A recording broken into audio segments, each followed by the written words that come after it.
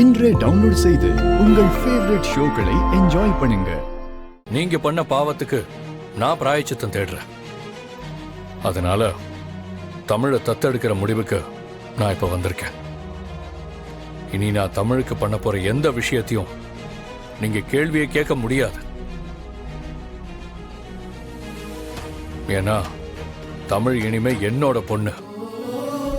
அவளுக்கு செய்ய வேண்டிய கடமைகள் எனக்கு நிறைய இருக்கு. அதை செய்யக்கூடாதுன்னு சொல்ற உரிமை இனிமே யாருக்கும் இல்லை.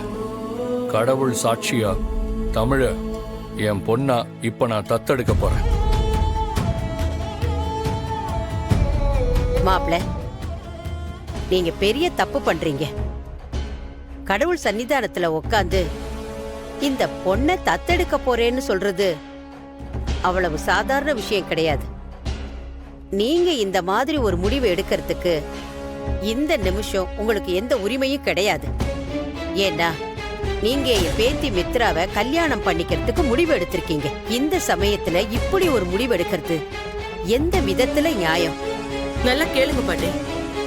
சம்பந்தம் இல்லாத ஒரு குடும்பத்தை வீட்டுக்குள்ள வச்சுக்கிட்டு இன்னைக்கு அந்த குடும்பத்தை சம்பந்தப்படுத்திக்கிறதுக்காக அந்த பொண்ணை தத்தெடுத்துக்க போறதா சொல்றாரு. கல்யாணத்துக்கு அப்புறம் இது எவ்வளவு பெரிய பிரச்சனை ஆகும்னு அவர் யோசிச்ச மாதிரியே தெரியல.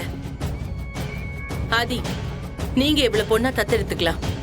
ஆனா எவ்வளவு பெத்த பொண்ணுக்கு அம்மா வரணும்ன்ற அவசியம் மித்ராக்கு கிடையாது. நந்தினி, இந்த நிமிஷம் எனக்கு வேற எதை பத்தியும் கவலை இல்லை. நான் எடுத்த முடிவை மாத்திக்க போறதும் இல்லை.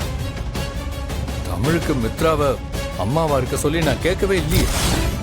ஆனா நான் தான் தமிழோட அப்பா. அவ பேச முடியாம கஷ்டப்படுறப்போ தள்ளி நின்னு யாரோ மாதிரி வேடிக்கை பார்க்க நான் தயாரா இல்லை. என் மகளுக்கு துணையா எப்பவும் கூடவே இருக்கணும்னு நான் ஆசைப்படுறேன். தமிழ் என்னோட பொண்ணு. இனிமே நீங்க கேட்கிற கேள்விக்கு பதில் சொல்ல வேண்டிய அவசியம் எனக்கு இல்லை. என் பொண்ணுக்கு எதையும் செய்யற மொத்த உரிமை எனக்கு இருக்கு. தமிழோட இந்த நிலைமைக்கு நீங்க தான் காரணங்கிற குற்ற உணர்ச்சி கொஞ்சம் கூட இல்லாம ட்ரீட்மெண்ட்டுக்கு பணம் கட்டினதுக்கு ஆளுக்கு என்ன நிக்க வச்சு கேள்வி கேட்டீங்கல்ல. நான் இனிமே சுதந்திரமா என்ன பண்ணணும்னு நினைக்கிறேனோ அது என் மக தமிழுக்கு என்னால சுதந்திரமா பண்ண முடியும்.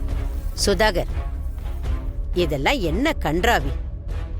5 வருஷமா லவ் பண்ணி கூட்டிட்டு வந்த ஒருத்த இன்னைக்கு மித்ரா முக்கியம் இல்ல, எவ்வளோ ஒருத்தி பெத்த குழந்தைதான் முக்கியம்னு பேசிக்கிட்டு இருக்காரு. பாட்டி, ஆதி இவங்க விஷயத்துல ஏதாவது ஒரு வில்லங்கம் பண்ணுவாருன்னு எனக்கு பயம் இருந்துகிட்டே தான் இருந்துச்சு பாட்டி.